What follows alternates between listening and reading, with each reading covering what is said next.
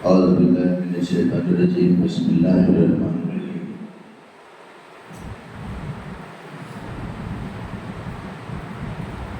سب سے پہلے حاضرین مجلس میں وزیر بزرگ شخصیت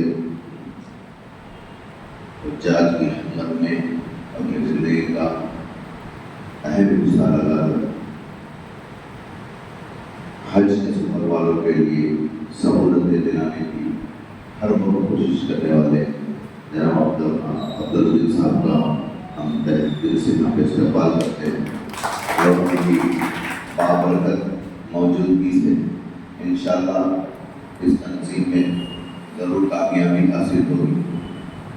اور آج یہاں پہ یونائیٹڈ مسلم مائنورٹی رائٹس آرگنائزیشن کے ریاستی صدر جناب تاج الدین صاحب کی ہمت افزائی اور ان کے اس اقدام کو بھرپور تائید دینے کے لیے تمام آپ لوگ جو اپنا قیمتی وقت نکال کے آئے ہیں ان کا ہم تہ دل سے شکر ادا کرتے ہیں، اور تاج الدین صاحب کے اس پروگرام کو اور اس سوچ کو ضرور ہم ہر وقت کسی طرح سے ساتھ دیں گے اور زیادہ سے زیادہ تعداد میں ہم لوگ بلانے کی کوشش کریں گے انشاءاللہ۔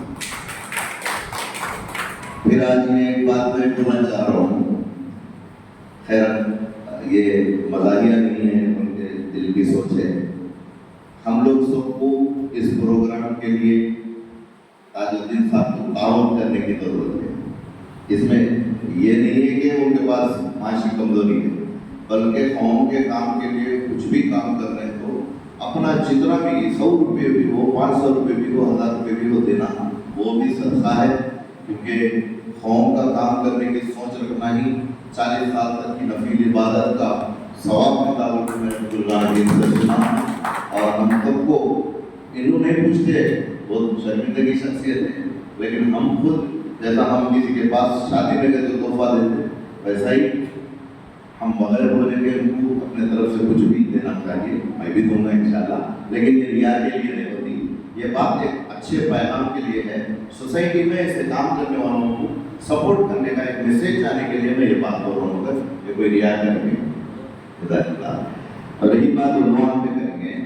تو میرے حال بہت سارے ایجنڈا میں بہت سارے ایشوز لائے، اور جس میں تمام ماہرین، ایکسپرٹس اور قابل تعریف یعنی کہ اسپیچز کے ذریعے مسیح الدین صاحب، انصاری صاحب، جعفر صاحب، جان بھائی، ہر کوئی اپنے اپنے انداز میں بولے، اشرف بھائی بھی اچھی بات کرے، اور یہاں پہ ہم لوگ کو ایک چیز کی سوچنے کی ضرورت ہے کہ ہمارا قوم کو نقصان کیسا ہو رہا ہے، بس وہ ایک امپورٹنٹ ہے۔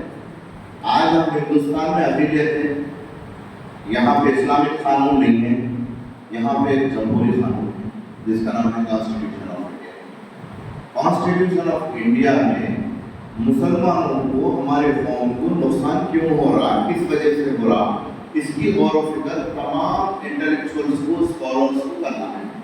اس کا مطلب یہ نہیں کہ ہر کوئی اسکالر بن جائے، لیکن جو بھی اپنے اپنے فیلڈ میں کام کر رہے ہیں، امپلائمنٹ میں کام کرنے والا ان بھی سوچنا، تعلیمی اداروں میں کام کرنے والے محیط اللہ صاحب جیسے لیکچررز لوگ بھی سوچنا، اور ایڈوکیٹ سوچنا، ڈاکٹر سوچنا، سب سوچنا، سوچ کے یہ کنکلوژن پہ آنا ہے کہ نقصان کس وجہ سے ہو رہا اور کیسے انداز میں ہو رہا۔ ہم لوگ کبھی سوچے بھی نہیں تھے کہ مسلم پرسنل لا اینڈ مسلم شریعت اپلیکیشن ایکٹ 1937 شریعت اپلیکیشن ایکٹ قانون ایک ہے، بہت بڑا قانون ہے، اور آپ کا کانسٹیٹیوشن آف انڈیا میں اس کو یعنی کہ اس میں لکھا ہوا ہے، اس میں انکلوڈ کیا گیا ہے وہ قانون، جس کے ذریعے ہمارے تمام کسٹمز، رائٹس، ریلیجیس ایشوز کا فیصلہ ہوگا عدالتوں میں۔ شریعت اپلیکیشن ایکٹ ہم بیٹھ کے فیصلہ کر لینے کے لیے نہیں ہے قانون، وہ سابق قانون جو ہوتا وہ عدالتوں میں فیصلہ کرنے کے لیے وہ قانون بنایا جاتا ہے۔ ہمارے قانون کو، ہمارے معاملات کو فیصلے کرنے کے لیے قانون ہے، وہ قانون کو نکال دینے کی جو سازش شروع ہو رہی ہے یونیورسٹی کی شکل میں، اس کی ہم مخالفت ختم کرنا ضروری ہے۔ آج کے نوجوانوں کو जागरूक करने की, उन लोग अवेयरनेस देने की जरूरत है। अच्छे हैं नौजवान, तालीम याफ्ता भी है, लेकिन भटक रहे। किस लिए भटक रहे? हम लोगों की तरबियत जो है सो ये ट्रैक पे लेके आने की कोशिश नहीं कर रहे। हम उन लोगों की बात हम सुनना शुरू कर दिए। हमारे पहले जमाने में ऐसा था, वालिदैन और बुजुर्गों की बात बच्चों को सुनने ऐसा कर लेते थे, मैकेनिज्म ऐसा बना देते थे, उस वजह से तरबियत रही आज तक। लेकिन अब क्या हो गया, बच्चों की बात सुन के उन लोग घर से ऊपर मनमानी कर रहे हैं, वैसे उतना अपनी मनमानी कर रहे हैं, अपना ट्रैक ढूंढ रहे हैं, लेकिन कौम का यानी कि माशरे का ये ट्रैक से हट गए। लिहाजा नौजवानों को हम अवेयरनेस लाने के कैंप्स जरूर ताज भाई के ऑर्गेनाइजेशन से हो, और कुछ भी आगे बढ़ के कोई भी है तो सपोर्ट करके इंशाल्लाह नौजवानों के ऊपर फोकस करना बहुत जरूरी है। और दूसरी बात, आज हिंदुस्तान में नुकसान दो तरीके से हो रहा है, एक लीगल और एक इलीगल। इलीगल कैसा हो रहा? बुजुर्गों को पकड़ के मार दे रहे हैं। अब बुजुर्ग लोग है, मैं गाली गलौज नहीं करना चाह रहा हूँ, 70 साल के बुजुर्ग को भी मार के बड़े सुपरों के जैसे है। अब उन्होंने ताकत क्या, हिम्मत क्या, सारी दुनिया देखी, धू हो गए बुजुर्ग। तो इलीगल अंदाज क्या है? लिंचिंग की शक्ल में हो रहा, कमजोर तबके के तरकारी बेचने वालों को पकड़ के मार रहे, मंडी से मेवा बेचने वाला को दरबार में पकड़ के मार रहे हैं। ये लोग की हिम्मत पीछ है, ये लोग ऐसा नहीं आते, 1 to 1 नहीं आते, सांप बोले जैसा। तो बहरहाल ये एक है मसला। इलीगल अंदाज में कर रहे तो एक्टिविटीज, तो फिर भी जब उसका जवाब हो रहा, उस समय एक्शन हो रहा होगा, नहीं हो रहा होगा, वो बात में बात। लेकिन जो लीगल हो रहा वो सोचने की बात है। वो हम ना सिर्फ हमारे यानी कि हकूक को निकाल देना, बरतरफ कर देने का एक ही साजिश नहीं है, बल्कि हमारे अंदर से हमारा जो प्रैक्टिसिंग फेथ और ईमान जो है उसको इनडायरेक्टली और डायरेक्टली निकाल देने के कानून बनाने हैं। वो कैसा? अब बड़ी बात, पहले ये शरीयत मामला है, उम्मत मोहम्मदिया शरीयत हम अक़ीदत है, हमारा कॉन्स्टिट्यूशन राइट है, इस कैसे हम लोग ये प्रैक्टिस में है। हमारे देश के जो सो भक्त है, हम लोग जो राष्ट्रवादी है, बराबर हमारा को पूरा राइट है। लेकिन ये जो कानून बना के वक्फ अमेंडमेंट एक्ट का जो अमेंडमेंट बिल जो लाए, वो बिल से जो तरमीमी बिल के जरिए उन्होंने जो हासिल करना चाह रहे हैं, उनकी जो जहरीली साजिश है, सोच है, वो आम पब्लिक को समझ में नहीं आ रहा। आम पब्लिक को समझ में आना, एहतजाज करना, रोडों पे निकलना, ये हमारा जमहूरी हक है। लेकिन अब क्या बताओ, अमेंडमेंट हम क्या ताल्लुक है, समझ रहे हैं? बिल्कुल ताल्लुक है। नमाज पढ़ता तो हर मुसलमान करता ना, एक बार कभी जुमे को तो भी पढ़ता होगा ना, वो नमाज पढ़ने की मस्जिद का भी हक निकाल देने की कोशिश कर रहे हैं। मरने को ले आए दफना देना, तो दफनाने का भी मामला खत्म करने की कोशिश कर रहे हैं। आगे ऐसा होगा कि जमीन ज्यादा खत्म हो जाएगी, इसलिए जला देंगे, वो मिशीन डाल के वो मिला देते, तो उसको भी कबूल कर देते।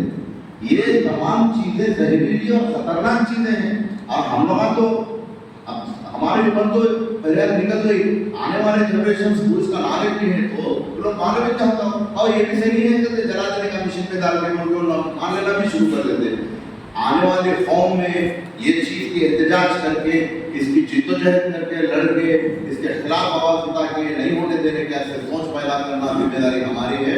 बराबर नौजवान नस्लों को हम खींचेंगे, बराबर हम शौर से बेदार करेंगे।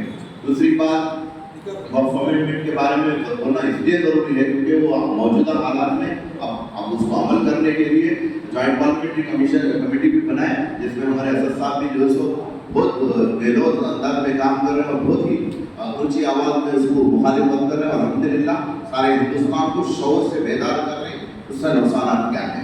तो क्योंकि औकाफी जायदाद जो बिल अमेंडमेंट कर रहा है उसके बाप की जायदाद नहीं, हमारे बाप की जायदाद है। औकाफी जायदाद हमारे बापों की जायदाद, हमारे पुरखों की जायदाद है।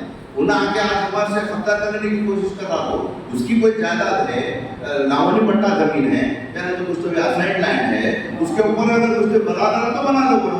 औकाफी जायदाद के लिए बात वो हमारी कौम की जायदाद है, हमारे पुरखा तो जायदाद है, उसके बाप की जायदाद नहीं होती ना। उन्हें आके बनाने के आसे खाना उसके ना मोदी के बाप की है, ना अमित शाह के बाप की है, ना तो किसी और के बाप की है।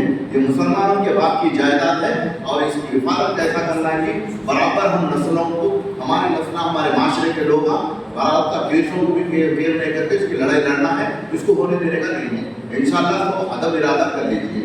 اور رہی بات اس میں امپلائمنٹ اور ایجوکیشن کے جو نقصانات ہیں، باضابطہ نقصانات این ڈی اے کی حکومت 2014 سے آئے جب سے پورا نقصانی ہے. کیوں نقصان ہے؟ کیونکہ ہم آواز نہیں اٹھا رہے، ہم متحد نہیں ہو رہے، کیونکہ ہم ایجوکیٹ نہیں کر رہے. یہ ایجوکیٹ کرنے کے لیے اور ایک اس کو حاصل کرنے کے لیے اسکالرشپس کو نکالنے کے لیے مولانا اسکالرشپ نکال دیے، نیشنل اسکالرشپ نکال دیے، پوسٹ گریجویشن تک دے رہے تھے پرائمری لیول سے نکال دیے، وہ بھی یہ تمام نقصانات کر رہے ہیں. اور ایک بات اوقاف کے بل کے بارے میں کر رہے ہیں، نوع کیا ہے اس کو مینجمنٹ کا سسٹم صحیح نہیں ہے، قانونی امداد نہیں ہے بول کے بول رہے ہیں. کیوں نہیں ہے بھائی؟ کرمنل ہے نا، وقف کرمنل. آپ لوگ کے اطلاع کے لیے بتا دوں، اوقاف کے پروٹیکشن کے لیے، اوقاف کے ایڈجوڈیکیشن کے لیے، یعنی کہ کوئی بھی معاملے کو ایڈجوڈیکیٹ کرنے کے لیے قانونی انداز میں ٹریبونلز ہے. وہ ٹریبونل خالی نہیں بنائے نا، آرٹیکل 323 آرٹیکل 323 بی بول کے بہت بڑے یعنی کہ آرٹیکلس ہے، وہ آرٹیکلس کے ذریعے ٹریبونل بنانے کا جو قانون بنا.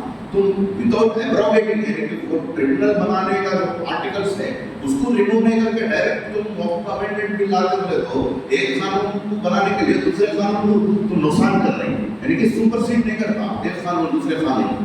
جب آرٹیکلس رہتے وہ آرٹیکل سے بنا ہوا ٹریبونلز وقف ٹریبونل آرٹیکل کے ذریعے بنایا اس کو سپرسیڈ نہیں کرتا. یہ بڑا قانونی دو پیچ ہے.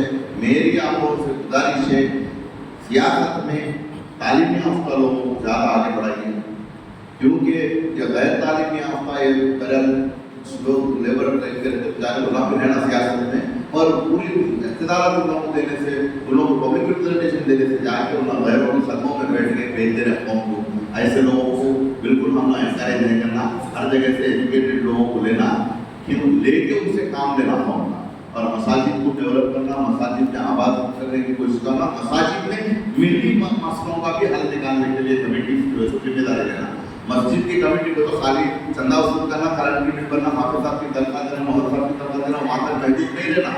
مسجد کے کمیٹی بہت سارے اسکالرس بولے، پھر میں ریپیٹ کرنا چاہ رہا ہوں، مسجد کے کمیٹی اس میں ملی خدمات، ایجوکیشن، امپلائمنٹ، ہر چیز کے بارے میں پوری کمیٹی میں امینڈمنٹس میں اس میں بائی لاس میں رکھ کے ہر ہفتہ نہیں تو ہر مہینہ ایک بار مسجد کی کمیٹی اس چیز کے اوپر ڈسکشن کرنا اور خطبے میں بھی بیان کرنا. یہ سب چیزیں بہت ہے. وقت تو یعنی کہ نکل گیا لیکن ضروری باتیں تھی اس لیے بولنا ضروری سمجھا. میں پھر ایک بار بہت مبارکباد دیتا ہوں تاج الدین صاحب کو، یہ صدقہ جاریہ کا کام شروع کرے ہیں. اللہ پاک اس کو قبول کرنا اور اس میں ہم کو اپنے طریقے سے کچھ نہ کچھ جزاک اللہ.